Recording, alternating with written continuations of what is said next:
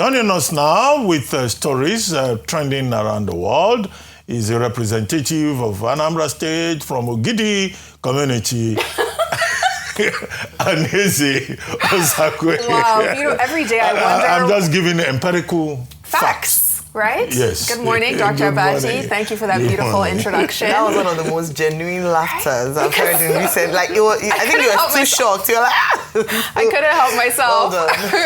How are you? Annie, morning. Good morning, Rufai. How are you doing? Ogidi has given us two people I know. Who? The first, Chinua Achebe. The second is the pride of Ogidi. It's a great place. There are more people from Ogidi. More than us. That I know. That you know. I qualified it. But don't let's waste time Yes. with a long list of the heroes of Ogidi now. Exactly. How many people from Ogidi? One of many. One of many. One of many. You won't start this. Okay, let me just start. Okay, so good morning to everyone out there. Thank you all for starting your day with us. And we start what's trending today with reactions trailing President Bola Ahmed Tinubu's declaration yesterday, basically stating that states and local governments need to be a lot more independent than they currently are. So speaking at the 14th National Caucus Meeting of the APC, his party, at the State House Conference Center in Abuja, the president said state police are a must to improving internal security, but he took it a step further, revealing that he personally told our U.S. and European allies that the APC would make state police happen. Let's watch. I had a very long discussion with the U.S. and European. I was bragging to them that definitely we will pass a state police to improve security.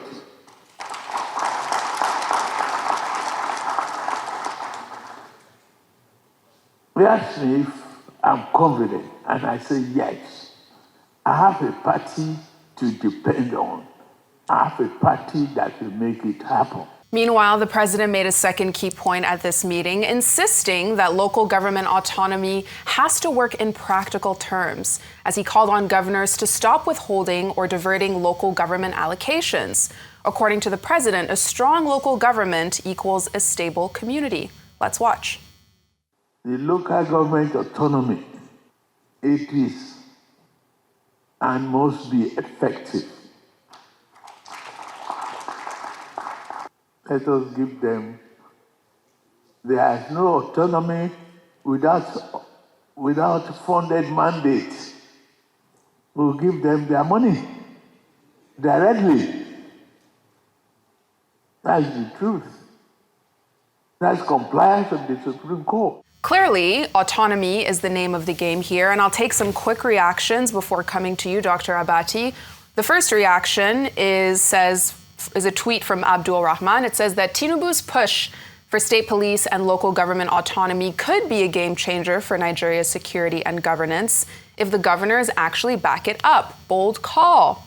A second tweet from Dara said, low-key, this is one of those sounds good on paper, let's see if you'll actually deliver moments. State police and real local government autonomy could change the game if it's not just political PR.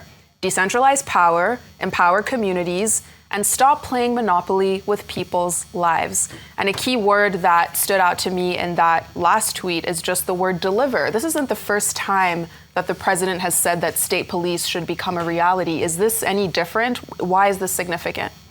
Okay, number one, with regard to state police, constitutional amendment will be required. What we have on the ground at this moment is that, look, we have all the 36 states having agreed to having the idea of state police. And the president, I imagine, was talking within the context of ensuring security, national security, and his expressed commitment to ensuring that everyone is safe within this environment. Now, in trying to respond to that challenge, he had said only most recently that the National Assembly, should go ahead by way of directive, to ensure that states that are ready, out of all the ones that have endorsed state police, along with the principle of federalism, should go ahead and establish state police. So it's a living subject, which he himself has been dealing with since he was governor in Lagos State. But the residual point is about how, you control the state police. Who will fund the state police? How would we ensure enough accountability, particularly on the state, on the part of the state governors, to ensure that they do not use the state police as political tools? Examples have been given from other jurisdictions that no, it works elsewhere. It can work here if the political will is there and the commitment is there. Now, on the issue of local government autonomy, again, this is an issue that President Tinubu is familiar with. When he was governor of Lagos State, he created what you call local council development agencies, I think. LCDAs. Areas, LCDAs, increasing the number of local councils. And he had a battle with President Obasanjo's administration over this expansion of governance at the local council level. But when he talks about local government autonomy, there are two issues. One is constitutional. Section 2 of the 1999 Constitution, you can double check it. You can, as Rufai said, you can fact check me. Says that the Nigerian Federation is made up of states and the federal government. So there's an argument there that, look, these states, they are not recognized, these local councils, they are not recognized under Section 2.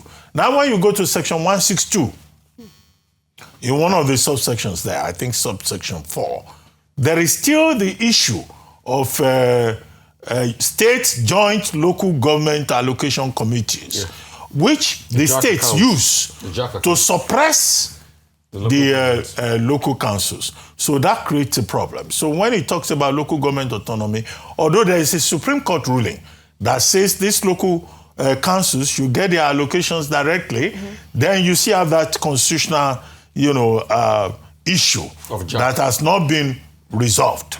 And that's what the states rely upon to continue to cheat the local councils, apart from the politics of it, where these state governors have constituted themselves into overlords in their states, and they think that the local councils are beholden to them. Then the remaining point is one of irony, which is in Osun State. The same President Tinubu is talking about local government autonomy, has been holding on to allocation to Osun State local councils since February. But that issue is not even legal. It's, well, there's an aspect of it that is legal. It's political. It's political. Because the issue is about who are the legitimate winners of local council elections, which local council election in Osun State is the legitimate and the valid one. So that issue, the fact that they have not resolved it since February is also an ironical point, because President Tinubu now comes across like he's championing the cause of local councils. Why is he not championing the cause of local councils in Osun State? So there's a conflict between law and politics here in terms of his own affirmation. You've been chiming in. So with due respect, Dr. Abati, you can fact check me on this. There are many things that President Tinubu championed when he was governor, but today he's president, he's gone 360 over it. One part of them was the the lottery one yesterday. The central gaming rule that when under his administration, somebody was championing, trying to challenge the federal might. But once once Lagos became associated with the federation, the federal might, they want to usurp it. No, but only if he assents, though. So he hasn't assented. Only if but the National Assembly has passed it. But he hasn't. He hasn't assented. So that's where we are pushing the online gaming bill. Dr. Abati, isn't it an aberration that something that has been determined by the Supreme Court, the National Assembly, went to make that's on the national But that has nothing to do with President Tinubu. He cannot dictate to the National Assembly. I mean, okay, I know. You are. Oh, do you approve that he dictated to the National Assembly? I think you are waiting your ministerial position. So you see, these days I won't challenge you. Don't use it against Dr. Abati. He wants to sell it. No, let him use it against him. What did he say? Fact is fact. What did he say? Opinion is free. He said, do you have proof that President Tinubu dictates to the National Assembly? Let me remind you now. No, on the online gaming. Wait. No, let me remind you real quickly. You said that generally, we're discussing the online gaming. No, Doctor, but let me remind you. Shebi, you were the one on this table. Yes. That was repudiating the National Assembly passer over Fubara's matter. That you were even talking with both sides of the bat as you regard the Supreme Court ruling. But you know, it's good. Both sides of the bat. Has anyone questioned my analysis of adjective law? No, Doctor, but the truth is we are warming up for the ministerial position. So coming back to the matter. Yes. Secondly, President Tinubu talks about state police. Let me also puncture his hypocrisy again. His own Lagos, after Parfashirotu's daughter was killed, that all the Southwest governors came together and said, let's form Amotekun. Other states started taking up. His own Lagos said, no, why will we have Amotekun? We have neighborhood watch. Neighborhood watch, we do the work. They were the first to renege against Amotekun. No, Amotekun is not in Lagos. So you see, I've been able to point out the hypocrisy. That's all I do for a living. I point out hypocrisies of people. I'm not saying it's not good for the president to be able to say this. Yeah. But you see, let's back it up with action. You see, what makes a true Democrat is when you say something, even if it affects you, concede and let that thing go through. Right. So if he says we have state police, he doesn't need to tweak a lot. Yeah. Amotekun is already there. Right. Most of the states have a seeming resemblance of a state police. Yes. So let's just make it happen. But let's even start by even having Amotekun in Lagos. The southeast. Yeah. There are a few. Continue, I beg, Jerry. As we talk about security and state police, in the backdrop of all of this, the federal government yesterday also announced that they officially reopened all 47 Unity schools that shut down last month, affirming parents that their students would be safe. Now, the announcement came in a statement from the spokesperson of the Federal Ministry of Education, saying in part that after the strengthening of security architecture within and around affected schools, academic activities have fully resumed. So, bottom line is that kids are now back in school, and that is a positive development. But there's still a level of ambiguity as to what exactly this strengthened security looks like, also from a less tangible perspective. How have the schools mentally prepared students to actually come back? Because there might be a level of fear, right, Ayo?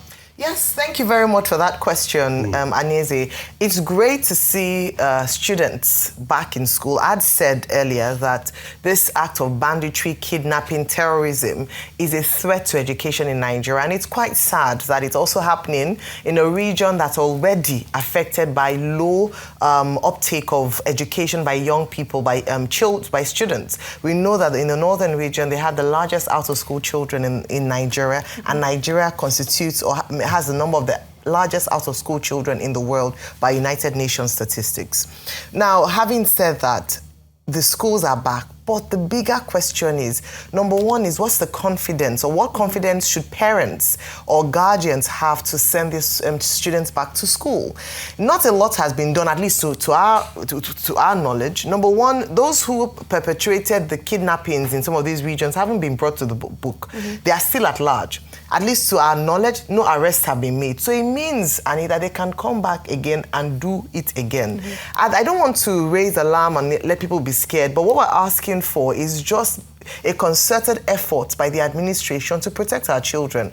I'm still raising the fact that 165 out of the total abductees from the Kebbi school are still in captivity. These are young children. If you see the age and the class, nursery school, primary school, if this is not a cause for concern, then there's a problem here. So we still have school students still in captivity, and you're telling parents to take their children back to school without any show of what has happened differently. This also raises the question of the Safe School Initiative. Following the recent abductions, this has come up in conversation, and even the Senate has called for an investigation into the about $30 million that was raised in 2014. Remember, after the Chibok girls were kidnapped, there was a whole call around a Safe School Initiative. Let us ensure that schools are safer, especially in the north. And so a lot of rallying round came about, and money was raised by the federal government, foreign donors, a few other people, private institutions. Where is the money now? So once the abductions reduced, everything went quiet.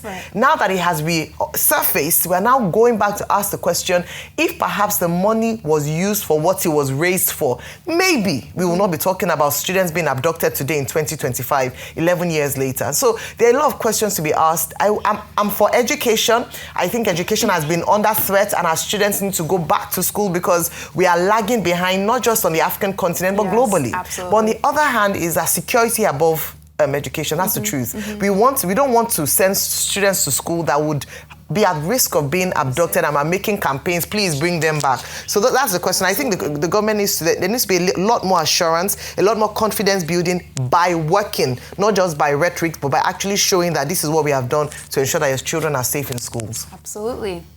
So we'll take our next story with the senator representing Edo North, Osakwe, saying that he celebrated the resignation of Farouk Ahmed, the CEO of the Nigerian Midstream and Downstream Petroleum Regulatory Authority, who, as we know, stepped down earlier this week. So the comments from the senator came on Thursday during a screening of nominees to replace Ahmed, as well as the CEO of the Nigerian Upstream Petroleum Regulatory Commission. And speaking very passionately, Oshiomhole made it clear that he supported Ahmed's resignation, saying, and I quote, "If you don't hang him, he will hang Nigeria." Let's watch. And your predecessor that was removed, and I celebrated it last night, he needed to be hanged. In my previous statement, I said, if we don't hang him, he will hang Nigeria.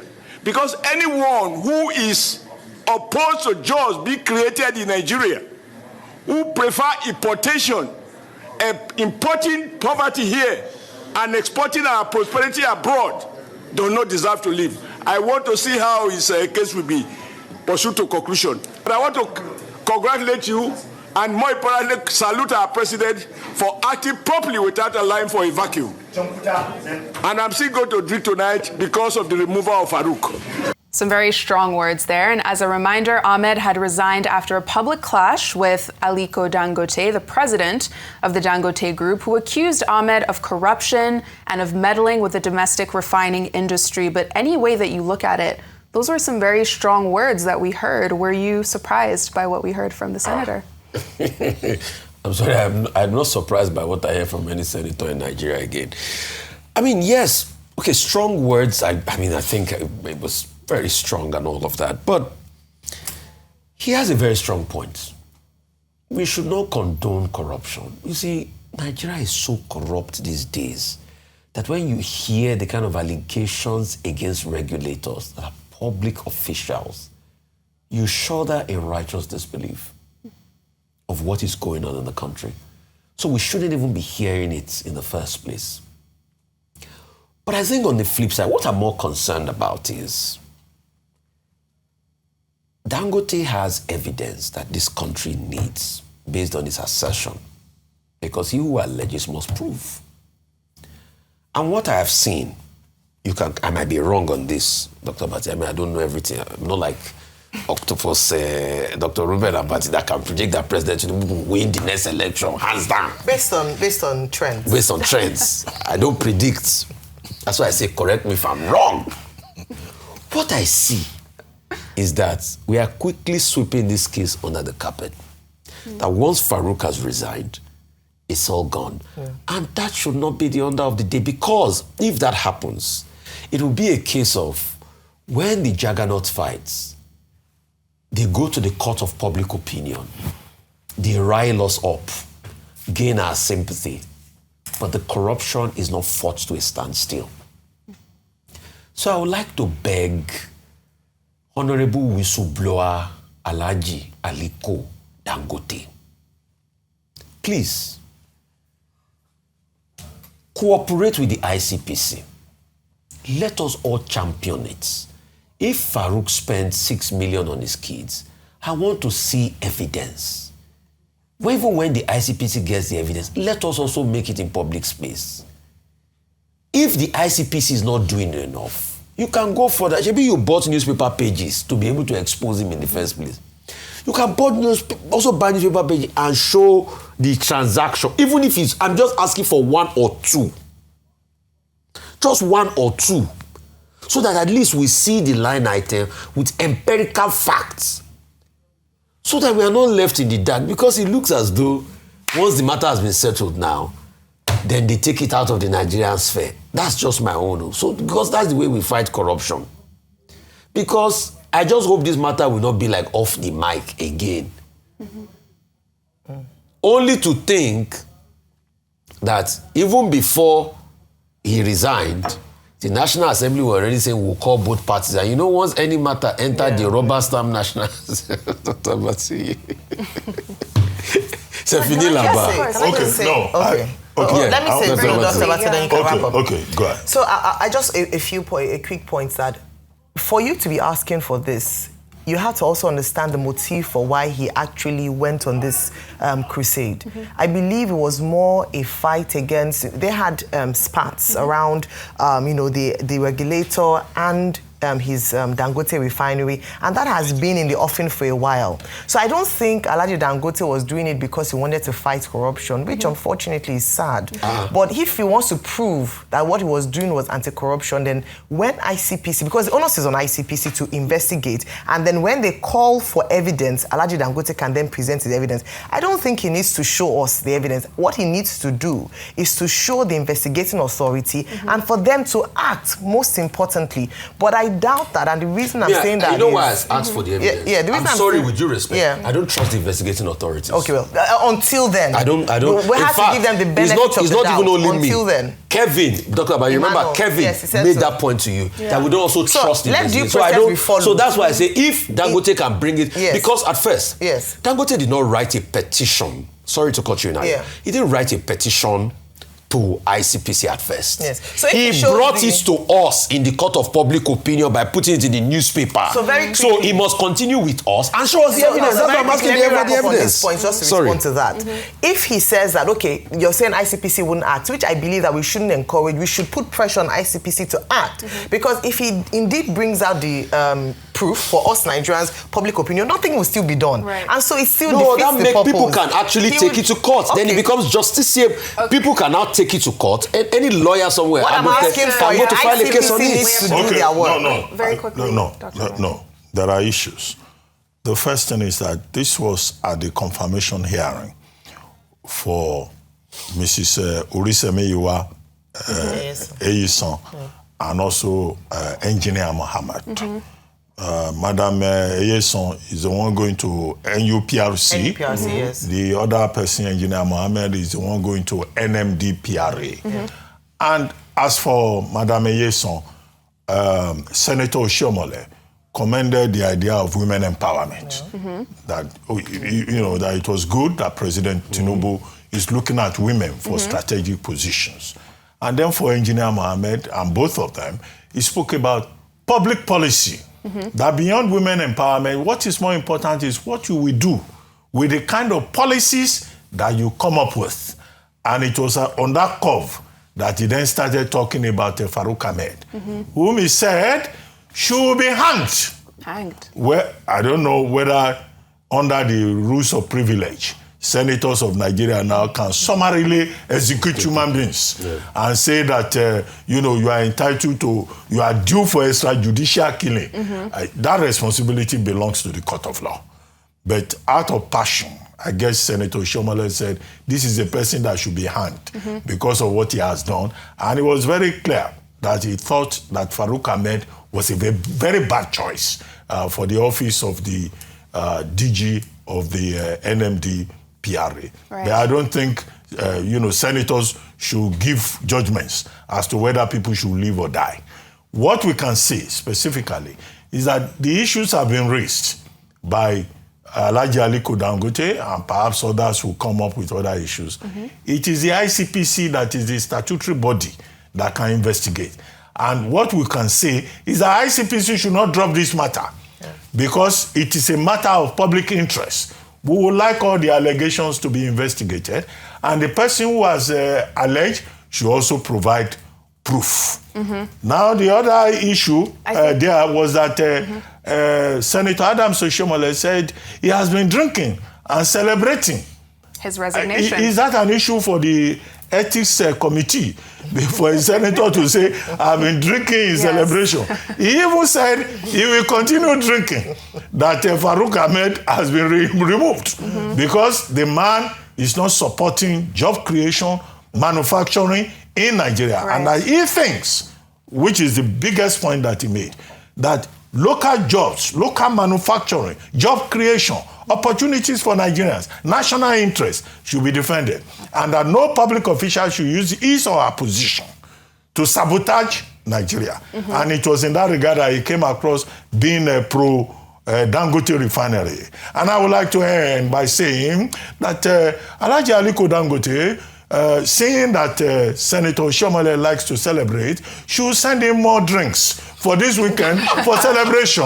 And the drinks should be accompanied with prayers. Special prayers. Oh my recommendation.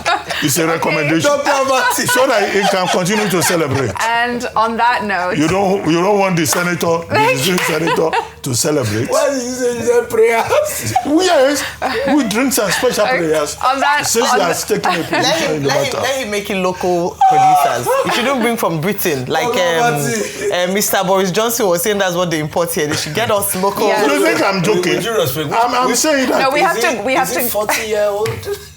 We have to go to our next story. So let's stay in Edo State, discussing Edo State, because in a series of explosions, plural, that took place in Auchi in the Etsako West local government area of the state. So these explosions happened on Wednesday after a truck carrying fuel fell on the expressway. And video from the scene shows the massive fire and smoke at the scene. Shops, buildings, properties worth millions of naira were destroyed. And another video appears to show people in the area actually scooping up some of the fuel that had spilled onto the road. Now, the police spokesperson in Edo confirmed the incident, saying that because fuel from the tank seeped into underground tunnels, it caused 3 separate explosions in different parts of the community. According to the police, no one was killed, but you can see in the last video of the state of the road there.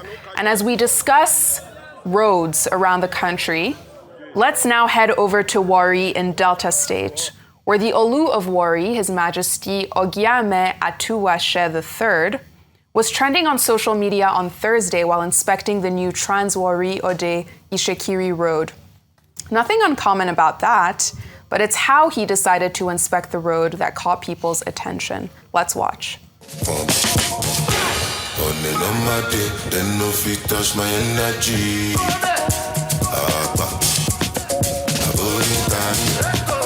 If I no get money, not disability.